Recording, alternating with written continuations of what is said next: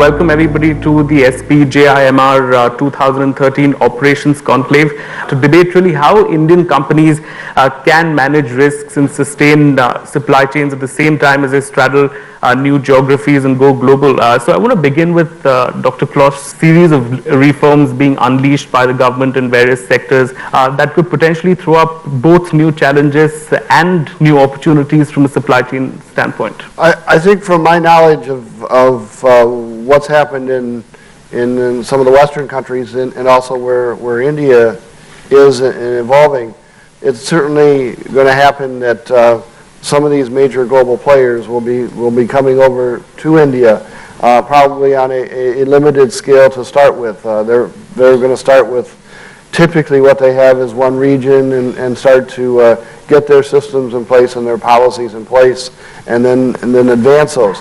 I think the interesting part of the challenge is that many of the suppliers that supply those organizations have already operated in that environment in other parts of the world, and so they're going to be eager to get in here and use those same types of capabilities to tie in with these customer segments, and it's going to grow fairly rapidly. I think it'll be surprising how fast it grows. Sure. Dr. Sinha, you spoke about the complexity of the Indian market, and you work with the consumer division, the fast-moving consumer division.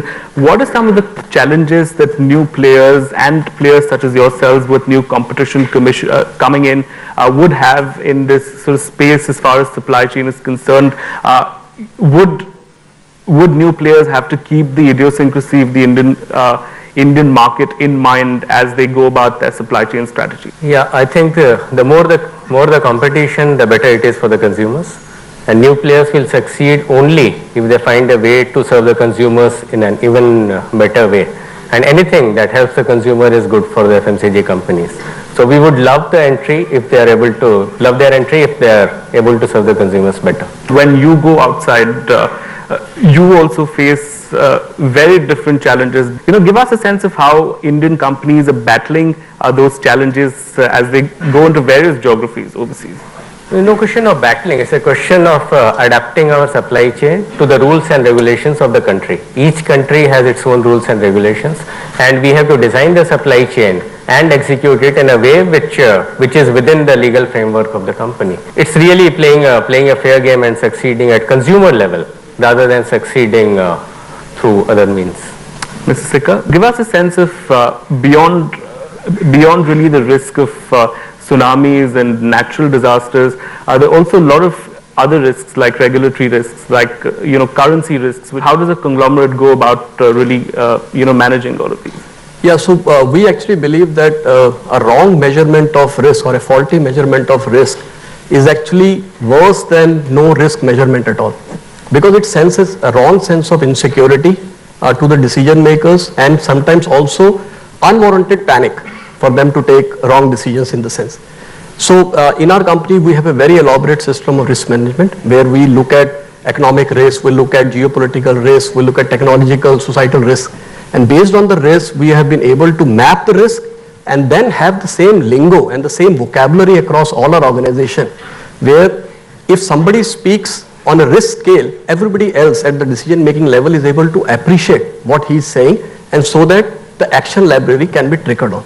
Right. Particularly with regard to supply chain for auto manufacturers, after-sales services as important as the sale itself. So, from that metric, from that standpoint, give us a sense of, how supply chains from a consumer standpoint are also important for many, many years. Ours is not a FMCG company where you sell a product and it is consumed very quickly. Yeah. For us, it is a consumer durable where the customer is using our product for maybe more than 10 years.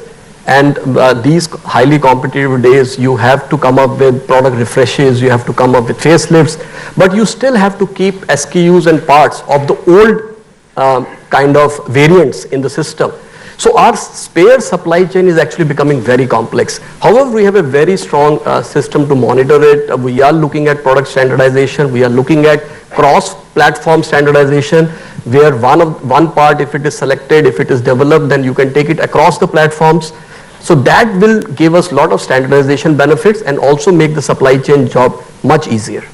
All right, let's come to technology. Give us a sense of when technology can actually play a disruptive role in supply chains. Technology, there are two things, right? One is in terms of the trade-off between two different things. One is cost and service level. When you talk about, let's say, take a demand forecasting, we use right forecasting methods and models, and we'll be in a position to forecast better. But do we have a capacity to have the inventory, and so we have actually a right service level to service the customer? So this is the right trade-off we need to consider, even though we have a technology as a good forecasting models and forecasting systems. So there are two things, right? One is intelligence. So in terms of example of forecasting, the sales intelligence as well the market intelligence is really plays a vital role in actually the overriding the forecast. So then I think you can avoid in terms of the high inventory, and you can actually attain the right service level. So adoption of technology is definitely going to reduce your risk, plus the intelligence definitely going to rule over, and the combination of both technology and intelligence will definitely help to manage and mitigate that. Mr. Jarulkar, you spoke about the non-profit, the sort of government angle, which is really, which magnifies everything. How do you maintain quality response in very, very trying times, which is what the CRPF does? First of all, the officering of the men is very good. I mean, we have got large number, the ratio of officers to men is very good. The second thing is that we keep emphasizing to them that they're doing it for the country. And if the country is there, everything is there. The country is not there, nothing is there. And that acts as a tremendously motivating factor. I remember a case of a head constable in Gujarat. He was doing duty and he had not had food for more than 36 hours. And when the people suggested to him that why don't you go and have some food, he said, if I leave this place, the community will clash. So that can only come from the fact that he is fighting for his country, he is defending the idea of India, you see. So we keep emphasizing that repeatedly. That's it. Professor Umesh, any thoughts that you'd want to share? Do you often see that Indian companies particularly have in the past tended to undermine the importance of supply chains, and possibly now it's becoming a very important part of what they do in the past couple of years? Companies are now gearing up to do that because of the competition. A few years back, one of the most reputed companies in the country, they did a survey of its suppliers. 80% of the suppliers said, you are our best paymaster. And an equal percentage of suppliers also said, our major concern in dealing with your company is payment. So this is the problem that the supply chain has. We take the suppliers for granted, which is not true now, because there are competing buyers for the same stuff. If you are good, people are looking for good suppliers. They want a good team to fight the competition. So this is one of the changes. Would you agree with that? Yeah, I totally agree with Professor Bahadur here. In fact, in auto OEMs, it is said that it is not the competition of the auto OEMs, it is the competition of the supply chain of the auto OEMs. So it's so significant, the supply chain part in the whole automotive chain is so significant that actually you are competing with the supply chains. Now, another question to ask would be, but you have common suppliers between supply chains.